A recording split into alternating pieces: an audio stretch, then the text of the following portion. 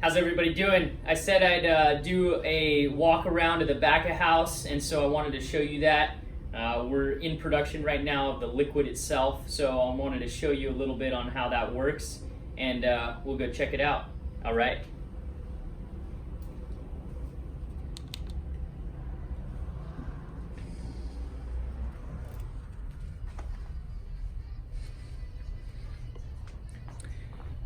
So through this door, we got to suit up. We operate under FDA HACCP. HACCP, I'm gonna set this down. Here, maybe I'll get the angle up a little bit. FDA HACCP while I'm putting the hairnet on. FDA HACCP is a standard for operating that is a hazard and control point plan that allows us to have critical control points in our operation to make sure that we have no issues. And so that's very vital. We operate under FDA HACCP, many third-party audits, UL, Whole Foods, 7-Eleven, Costco, multiple third-party audits, organic certification, California Department of Public Health, PFR, California Department of Public Health organic certification. And so, yeah, we are audited on a regular basis for quality measures, and we have internal audits, an internal lab, and a third-party lab where we send every batch of product 3 times. We test 3 times in our production cycle, and then after that, we send to a third-party lab for verification. So I'm gonna run you through the production plant. Basically, we built this like a loop. So raw materials come into this production cold storage.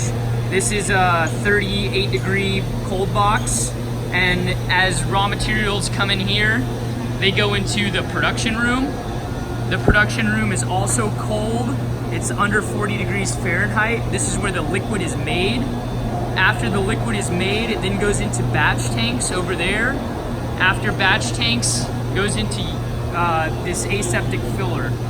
And then after aseptic filler, it goes to packing and casing, and then comes back out into cold storage, and to finished goods is palletized and ready to be sent out to distributors.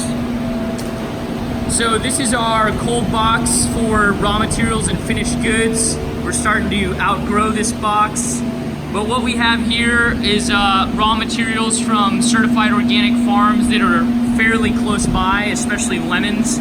We get a lot of lemons in. We're dealing with a little bit of green apple. We're dealing with turmeric and ginger. Looks like we have a pallet of turmeric here. Let's see. This is certified organic turmeric from Fiji, the Fijian Islands. And I mean, look at this quality.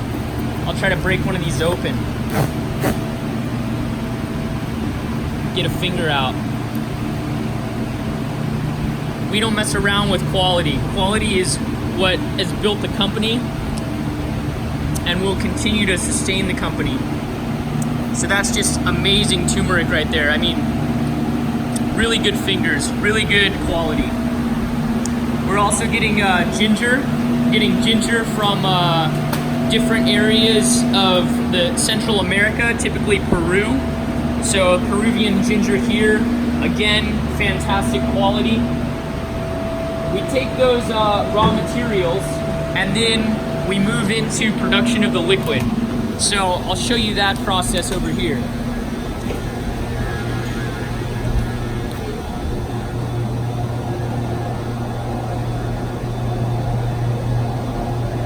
So here's the production room. It's a clean room and it's refrigerated. What we have going on in the back there is a produce wash system. The produce wash system uses reverse osmosis water and hydrogen peroxide. That is then cleaning the produce, all the certified organic produce, goes up an elevator, goes into a hopper and a grinder. That hopper and grinder then makes a pomace. The pomace then gets pressed in these presses. The liquid comes out and is batched in these tanks with mixers on them. After the batching of the liquid, we then go into UV light filtration. This is part of our magic recipe here. It's a patent pending technology that we have a process patent on. So the liquid comes through the wall in sanitary pipes through the UV machine.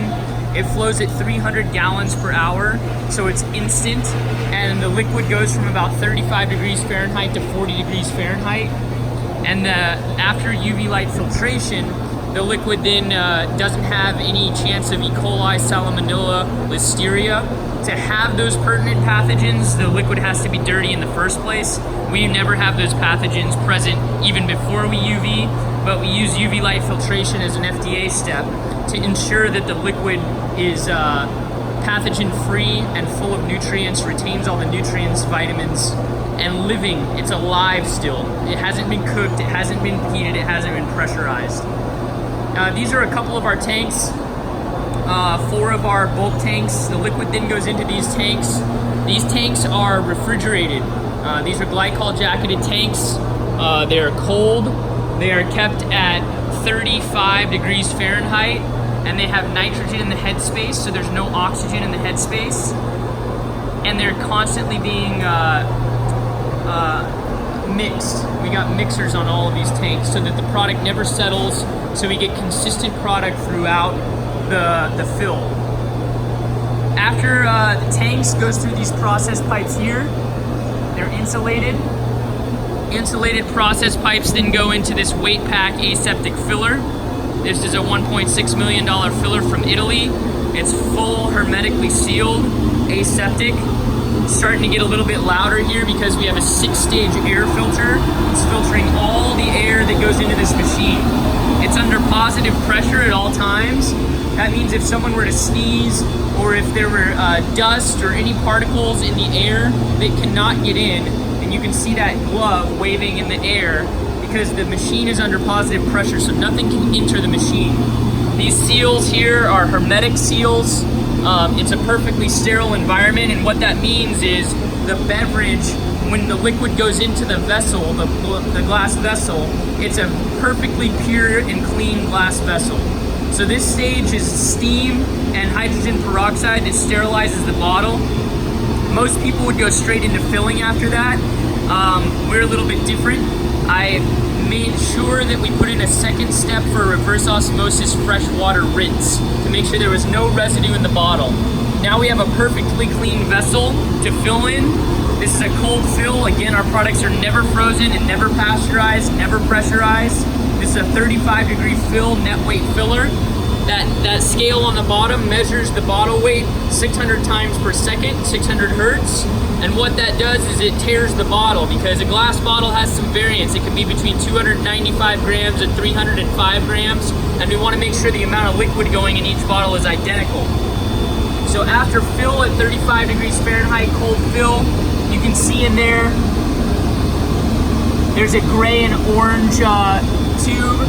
That is a liquid nitrogen dose. We put 1 drop of liquid nitrogen in the headspace. What that does is it evacuates the oxygen from the headspace, so there's no oxidation of the liquid. And then we go right into capping. And now after we cap, the product has never been oxidized since it's been made, and it will not oxidize until you open the bottle. So basically that bottle has been sealed from the time it was, the liquid was batched and made, all the way to the time that you open the bottle. No way that the product can get oxidized in that kind of environment. We took a lot of this technology from the dairy industry, which we do not condone. However, since it's a very, very sensitive product, it's bacteria prone, we did take a lot of tips from them. So then after filling, we go into case packing, and then case packing goes into finished goods. And some of the process today here on the case pack side is manual, although we are getting more automated as we grow.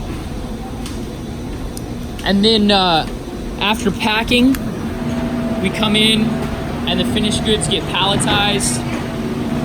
After they get palletized, they're ready to rock. They're ready to go out to distribution. These two are going out to Walmart. Other finished goods here, ready to go.